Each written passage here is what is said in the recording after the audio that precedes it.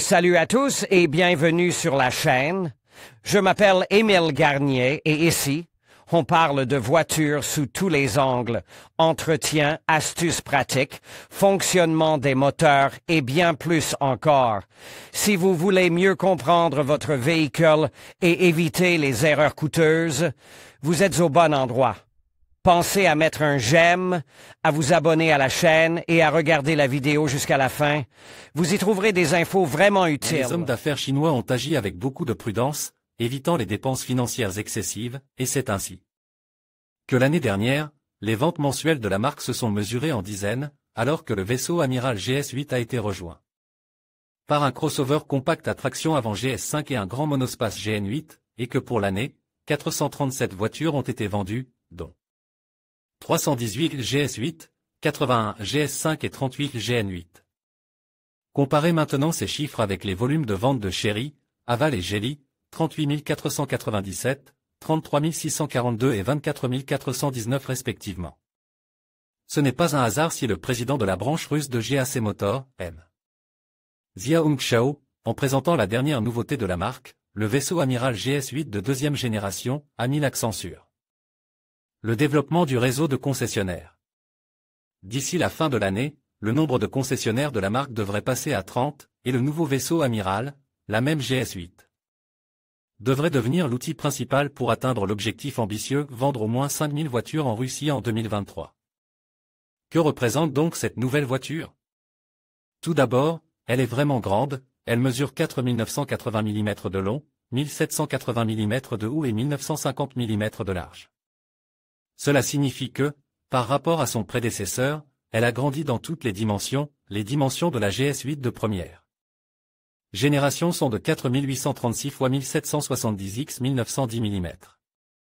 La longueur de la carrosserie augmente de 14,4 cm, ce qui n'est pas dû au porte-à-faux, mais à l'empattement qui passe de 2800 à 2920 mm.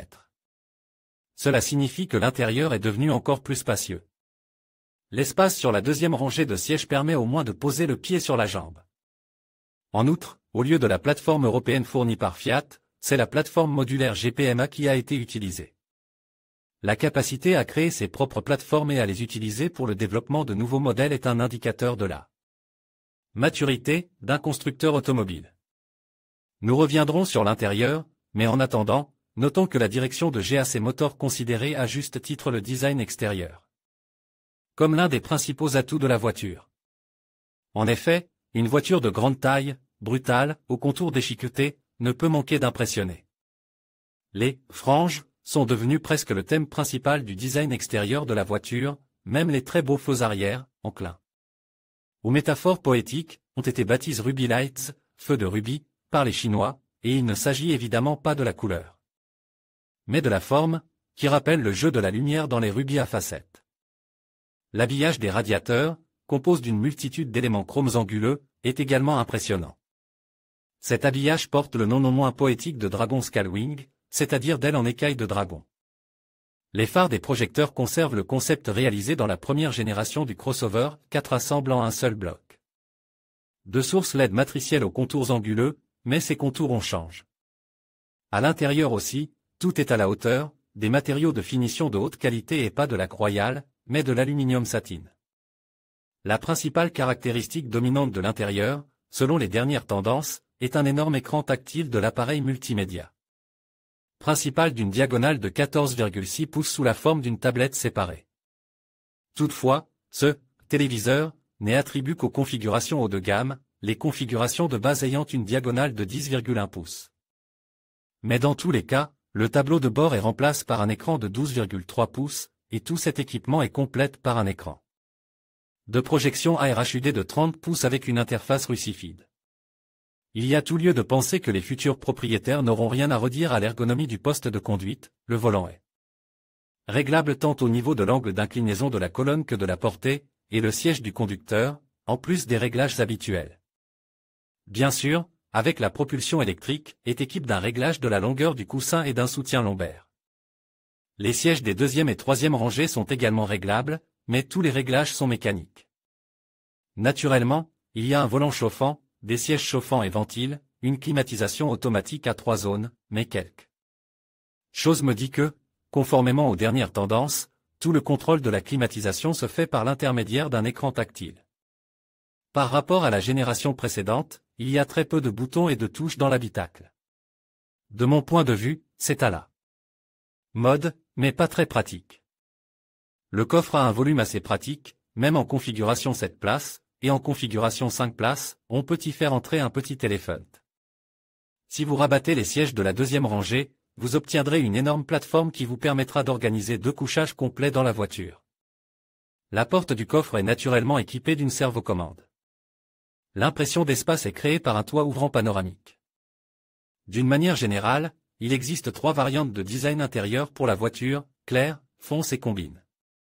Mais les clients potentiels ne s'intéresseront pas seulement au confort intérieur, mais aussi aux caractéristiques de conduite. La première génération a recueilli de nombreuses plaintes concernant la puissance insuffisante du moteur turbo 2 litres de 190 chevaux et l'inadaptation de la transmission à ce moteur. Sous le capot de la nouvelle GS8 se trouve un moteur de même volume, mais sa puissance intrigue toujours. En Chine, ce moteur est certifié à 252 chevaux, mais dans la ligne des spécifications officielles pour la Russie, il est encore pindé. Un point blanc. Mais ce point est très important. Si, lors de l'homologation, la même puissance est estampillée au lieu de 249 chevaux, fiscalement avantageux, les propriétaires devront payer 37 800 roubles au lieu de 18 520, et c'est déjà vexant, car personne ne peut sentir la différence de 3 chevaux.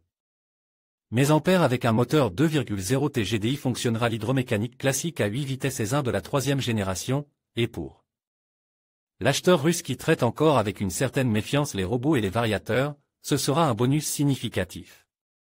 Par ailleurs, toutes les GS8 de la 2e génération en Russie seront uniquement à transmission intégrale. Naturellement, le grand crossover, que le constructeur qualifie de « luxe », sera équipé de nombreuses aides électroniques, la liste comprend le régulateur de vitesse adaptatif, le maintien dans la voie, le contrôle en marche arrière, le stationnement automatique, etc. Naturellement, la gamme d'options maximale ne comprendra pas toutes les configurations, mais seulement les versions supérieures GX et GX Premium, qui sont estimées à 4 066 000 et 4 099 000 roubles, respectivement. La seule différence entre eux est la présence du système de contrôle adaptatif des feux de route, ADB, dans le GX Premium. Ceux qui achèteront la GL de base devront s'accommoder de l'absence de nombreuses fonctions et options, par exemple, le magnétoscope numérique, le toit ouvrant panoramique, le volant et les sièges arrière chauffants, le bouton « Boss » au dos du siège du passager avant.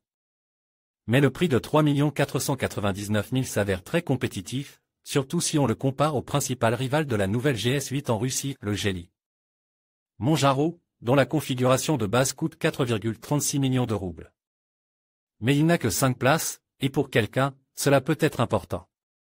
Un autre rival, le Chery Tiggo 8 Pro Max, dispose d'un moteur plus faible et d'une transmission robotisée, mais il coûte toujours plus cher à partir de 4 millions de roubles. Toutefois, ce prix ne tient pas compte de toutes sortes de remises. À mon avis, l'ensemble complet le plus avantageux de la nouvelle GS8 est le GT, qui coûte 3 799 000 roubles. Dans ce kit complet, il y a tout ce qui rend la voiture vraiment confortable, y compris le volant chauffant et le régulateur de vitesse actif, et en l'absence de certains assistants électroniques, il est facile de s'en accommoder. Nous attendrons d'avoir l'occasion d'examiner la 2e GS8 sur la route, les journalistes et les propriétaires se sont plaints. Non seulement de la puissance insuffisante pour une voiture aussi lourde, mais aussi de la suspension. En conclusion, la nouvelle GAC GS8 se présente comme un véhicule qui allie longueur, espace et puissance, offrant ainsi une expérience de conduite enrichie. Avec ses caractéristiques améliorées et son design moderne, elle semble prête à séduire un large public. Restez à l'affût pour découvrir davantage sur ses performances et ses innovations lors de son lancement officiel. Merci de nous avoir suivis pour ce premier aperçu.